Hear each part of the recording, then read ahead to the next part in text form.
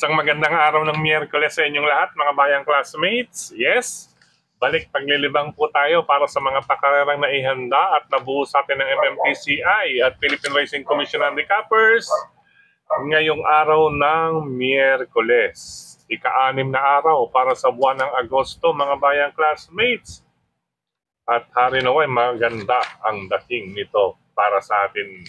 But anyway, kaya nga natin binabanggit o nababanggit na rin ng iba nating mga kasama na nagbabahagi ng giya, kayo pa rin po ang masusunod mga bayang classmates dahil napakaganda po ng lineup ngayon kahit ang iba po ay medyo may kababaan. Ano po, medyo ang ibang sa usaping kwadro naman, medyo nagkakapaka rin muna ang mga connections or bawat connections dahil sa kanilang groupings mga bayang classmates. Ano po lalong-lalo na po yung dating mga nasa class 5, group 5, placers and non-placers. Ayan, nagsimula po silang lahat sa group number 31. Ayan, under sila ng 17 to 41, pero nagsimula sila bandang gitna or upper pa, no? Group 31.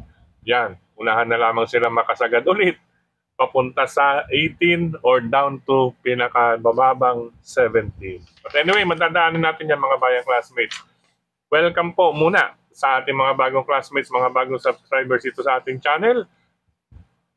Welcome po sa inyong pag-subscribe. Ayan Anyway, diretso na po tayo mga bayang classmates at meron pa po tayong lalakarin sa lungsod ng Quezon. Ano po matapos ang ating tatlong paghatid nitong umaga. Okay po. Race number 1, start ng winner take all, covers races 1 to 7. Isang 3-year-old maiden race, non-placer. Ayan po. Sa karerang ito, kung titingnan, base sa kanilang huling 4 na track record, mas maganda itong hindi po magkakalayo. Bahagyang maganda itong number 4.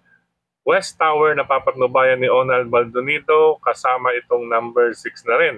Paumento, Paumento si Black Prism. Nasasakyan naman ni Marlon Laloma. Kailangan lamang maging maagap or magandang ikilos ni Marlon Laloma sa ibabaw ni Black Prism upang sa gayon ay maka-score siya ng panalo dito kay West Tower. Batid ko itong si West Tower ay talagang may dating din ito mga bayang classmates sa base sa record. Siya po ang huling 4. Siya po may 1 minute 29 point something. At ang pinakahuli, 1 minute 29.6. 1 minute po ang diferensya. Pero hindi natin masabi, itong si Black Prism ay paumento po. Baka mag-umento pa ito from 1 minute 30.6 mapunta roon. Anyway, sila pong dalawa. Ngayon, kung nais ninyo suluhin si number 4, sige lang. Pero base sa aking basa, sila po ang maigpit na magkakatunggali. Iyon lamang, kailangan din nilang makiramdam. Makiramdam din. Baka mamaya akala nila silang dalawa lang, makaporma itong nasa harapan na si number 3, Tin City ni GL Ciego Jr. Baka magkadiyaduan. Baka pag ito'y mapabayaan sa harapan itong number 3 na si Tin City, ito po ang maaaring magdikta ng harapan dito sa unang takbuhan. But anyway, napakahalaga po ng unang puntusan para sa larong winner take all. Okay po. 4, 6, and 3 para sa race number 1. Good luck po mga bayang classmates, lalong-lalo na sa unang puntusan nga po ng larong winner take all. Race number 2 para naman sa start ng pick 6, covers races 2 to 7. Class 4, 42 to 56, minus 2 po ang hindi mapapasok sa unang tatlong timbangan. Sa unang tatlong darating sa timbangan, hindi mapasok. Ngayon itong 42 and 43, maaaring makababa po sa class 5 except yung imported runners na hanggang group 42 lang. Ayan, pag imported runners ang 42, hanggang dyan lamang po siya sa class 4, 42 to 56. Yan, hindi siya maaaring makapasok sa class 5, 17 to 41. Ano po? Ang imported runners hanggang group 42 lang. Okay po. Sa karerang ito, lamang ko sa lamang, sa pagkakabayo, kung titingnan natin, number 3, full combat order, na sasakyan ni Dan Lazaro Camanyero. Pero base sa track record, huling dalawang takbo nila ay halos magkakalapit. Nasa 1 minute 13 to 1:13 point something. Ito, kinuha lamang po natin yung dalawang best time ni number 1, si Sting. pumapalo din ang average niya sa 1 minute 13.4. Yung dalawa na yun, ano po. Kaya magandang karera nito mga bayang classmates, 1,200 meters para sa distansya. Pero gaya nga po na aking nabanggit, sa pagkakabayo, lamang po itong si full combat order base sa aking basa. Kaya po ganyan ang tip. Ngayon, kung nais magdagdag, ay nandiyan po ang number 7 na si Golden Opportunity ni Jericho Garcia Serrano at ang number 2 na si Batang After 7 ni Onald Baldonido, Onald Cangas Baldonido. Ayan dahil meron rin po siyang naitalang 1 minute 12 sarado. Ano po? Ngayon, question de labas lang yan kung i-dediretso yan, mga bayang classmates. Pwede pala mag-Onald sa first double. Medyo dividendo pa yan, ano po. But anyway, kaya nga nakin nabanggit, napakagandang laban din ito para sa distansya. Magkakaparehasan po sila sa 1 minute 13 point something. Kaya makibalita na lamang din po. Para sa akin, lamang bahagya, number 3, full combat order, mga pangsama ko, 7 golden opportunity at 2 batang after 7. Good luck po mga bayang classmates. Race number 3 para sa Pick 5 covers races 3 to 7. Sa karerang ito, class 5, 17 to 41. Kung mapapansin ninyo, ayan po, ang lahat sila nasa group 31.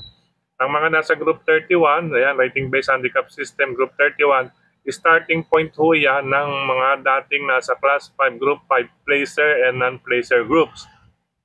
Diyan po sila. Sa karerang ito, kapag oras, or sa grupong ito, kapag oras na hindi ka mapasok sa unang tatlong darating sa finish line, ay automatic kong -1 lamang po pagdating sa class 5. Ano po?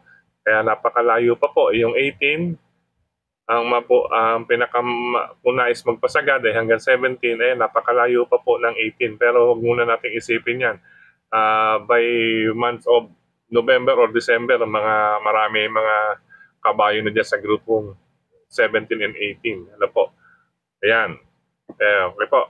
Ngayon, pagdating sa giya, halos, ayan, kita nyo naman po, sa 16 and 17, nagkalat po ang kanilang mga track records. Pwede rin po dyan sumilat si 18, ano po? Pero depende po sa sa connections dahil nga po nasa group 31 pa sila, mga bayang classmates. Siya nga po, pag mananalo, either +5 or 5-7 pa rin po yata ang sagad, depende po sa dating na pagdating sa finish line, kung hugando ba, magandang tinempo, or depende sa pista. Marami pong basehan yan, ang additional na +5 or +7 maximum, ano po. But anyway, balik tayo sa race number 3. Sa karerang ito, sa pagkakabayo tayo tumingin. Ayan, ito number 6, si Naughty Angel ni Claro Saulog Pare Jr. Ang ganda po. Huling tatlo niya, nasa 1 minute 16 na may-maintain na niya. 1:16, 16.2, 16.2 yung huling dalawang takbo niya. Kung titingnan po natin ang last 2 track record, siya po ang may maganda. Kaya siya po ang ating una rito. Si Naughty Angel, ano po, ni Claro Coco Saulog Pare Jr. Ngayon, kinakailangan niyang maging maagap din. Dahil baka makaporma ito, sariwang-sariwa. Galing sa bakasyon o pahingan. Sabik sa pista to, maganda pa po ang post position. Number 8, Lynn's Pride ni Jomer Estorque. Isang banderista po ito. Baka makapagpahinga sa harapan, makaporma. Dahil ganitong mga sabik, pagdating sa actual na takbuhan, sabik malayang-malaya ito, buong buo. Ito si Lynn's Pride. Ito mahigpit na kalaban ni Naughty Angel sa karerang ito. Ayan po. Sa race number 3, 6-8-8-6 po, mga classmates. Ayan, medyo nalilito dahil medyo may lakad pa po kasi tayo May lakad pa tayo sa Quezon City. Okay po, race number 3, 6-8-8-6 po. Naughty Angel, Lynn's Pride, Naughty Angel. Matibay na po yan para sa akin. Good luck po. Karera numero 4 po tayo, mga bayang classmates. Ayan. Group 17 to 31. Ayan, ganun na rin po. Wala pa po, matagal pa po yung mga magpapasagad sa dulo. Kaya, tsaka isa pa, wala na pong babaan ng class 6 hanggang 17 po ang grupo, pero napakalayo pa po nila. Ang hindi mapapasok sa unang tatlong darating sa finish line, matik, -1 lamang po dito sa class 5. Ano po? Sa karerang ito, may tatlo pong may angking tulin. Itong 1 and 3, may question de labas. Ano po? Tsaka po pala, kapag may question de labas, mga bayang classmates, yung iba po, nagigets na po iyan. kapag may question de labas, meaning may tsansa po. May tsansa po yan, depende lamang po sa connections. Malaki po ang tsansa niyan dyan sa kapag nasasali sa mga ganyang grupo. Ano po? Depende po sa connections, kaya may question de labas. But anyway, sa karerang ito, sa track record po, galing sa panalo, number 6, Blame the Ghost. Medyo dihado tayo dito, mga bayang classmates, sa unang pamilya ko. Number 6, Blame the Ghost with Arnold Apoy Asuncion. Ay, with Joel Ciego. Yan, nalipat kay Arnold. Okay, number 6, Blame the Ghost. Joel Ciego po ang ating unang pamilihan dito, mga bayang classmates. Medyo natuwa tayo sa record nito. Ano po? Ngayon, kaya siya po ang aking inuna dahil question de labas lamang po yung ating pangalawa at pangatlong pamilihan. Na number 1, Isla Puting Bato with John Alison Pambilik at ito si number 3, Karing Melody with John Alvin Guse. Question de labas lamang po, mga bayang classmates. Kaya inuna ko to, number 6, dahil baka makasolo po sa harapan. 6, 1, and 3, race number 4. Good luck po. Race number 5 po tayo, same as in race number 3, mga bayang classmates, ganyan din po. Sa grupong ito, kita po, paumento, laki ng paumento pa po itong si number 5, Andromeda with Joel Ciego from 1 minute 18.8, 18.4, 17.6, 16.8 po ang pinaka-last track record. Ayan po, siya po ang may best time, halos mapalo ng almost 2 seconds, ano? Basta more than 1 second. Ayan, kaya po siya po ang aking silly for the day. Ayan, ginanyan ko na lang, ano. Hindi ho panulo, silly for the day. Magdagdag na lang kung may iba pa po kayong nais isama sa karerang ito, race number 5. Basta ako, number 5, magdagdag na lang, silly for the day, number 5, Andromeda. Good luck po. 5 on 5 pala yun, ano. 5-5. High 5. Okay po, race number 6, penultimate race tayo, isang anybody's race, dagdag na lang at isama kung may iba pa kayong feeling. Kursonada rito, ito magandang bakbakan ito, semi-stakes race to para sa akin. -2 po ang hindi mapapasok sa unang darating sa finish line, 42 and 43. Makakababa ng grupo papuntang class 5 except imported runners hanggang group 42 lamang. Ayan. Pero meron silang minus, pero yun nga lang, hanggang 42, hindi sila makakapasok sa group class 5 o class 5 na grupo. Sa karerang ito, ayan, may mga check. May tsansa. Ito, nagkapalit lamang po ng pwesto to. Nalingat, na-overlook lamang tayo. Itong kay Doña Pachi, nalagay natin sa numero 6. Pero itong number 6, nandito ko na ilagay. Magsalitan na lamang po. Ayan, ang aking mga pamilyan dito, ayan. Yung may mga ano, ito, malaki panalo na ito pag isa nila dito, mga bayang classmates. Okay po, pili ko, 6, keynote speaker, may 1 minute 13 point sarado at 13.4, pero meron siya sa katawan na 1 minute 12.6 at 1 minute 12 sarado. Ano po, bago nagmilya, pinahinga mga bayang classmates, pero maganda. Baka pumalo ito sa 1 minute 12 point something. 1 minute 12 maglalaro ito, something. Keynote speaker, unang pamilihan. Pangalawang pamilihan, ito impresibo ang panalo. I mean, segundo na ito, impresibo ang naitala na karan at 1 minute 10.8. Yan, second po siya by a neck. Ang kalaban si Sandigan, mga bayang classmates. Ano po?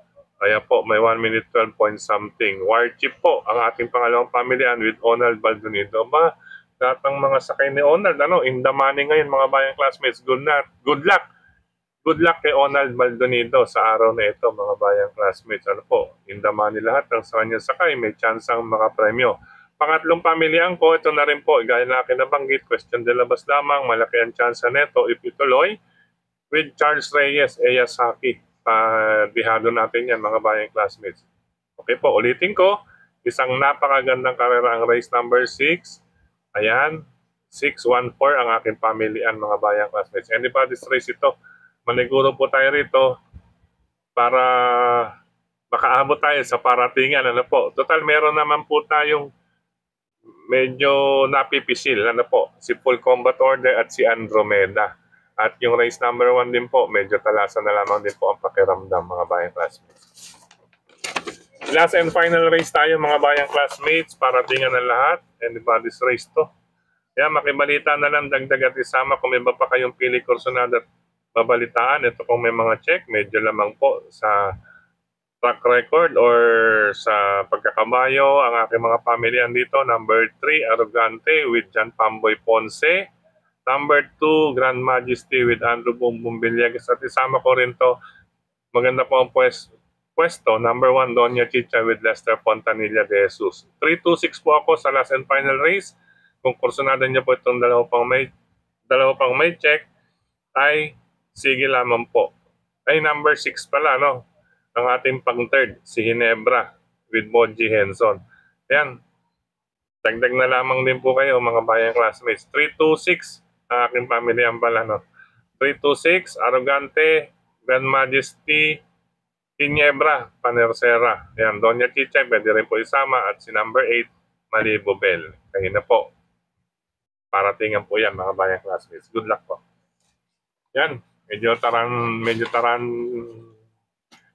Ayan, okay po. Sa pagkakataong ito, maraming salamat po muli sa inyong pagtutok, pagtangkilik, pagsubaybay, higit sa lahat po ang pagtitiwala. Maraming salamat sa suporta palagi sa ating Sir Dennis Gonzalez, siyempre ito kayong Frederick Cabil, at siyempre kayong mga bayang classmates. Maraming salamat sa lahat din ng mga admin at members ng grupo ng karerista sa social media, sa mga nagla-like, nag-heart, nag-share, mga nagko-comment. Maraming salamat. Next, na po tayo greeting pansamantalan mga bayang classmates. Ingat po sa lahat ng mga nasa kalsada. Kaya po medyo natataranta ko, isingit ko na rin. May nagmi-miss call po. May nagmi-miss call na po sa akin. Siguro hinahanap na ako kasi may next lakad pa ako sa Quezon City after this record. Ano po? Kaysa naman po magawa ko ito tanghali pa. Medyo late na yon pag tanghali pa. Ayan po. Happy racing po sa lahat. Ingat. God bless po.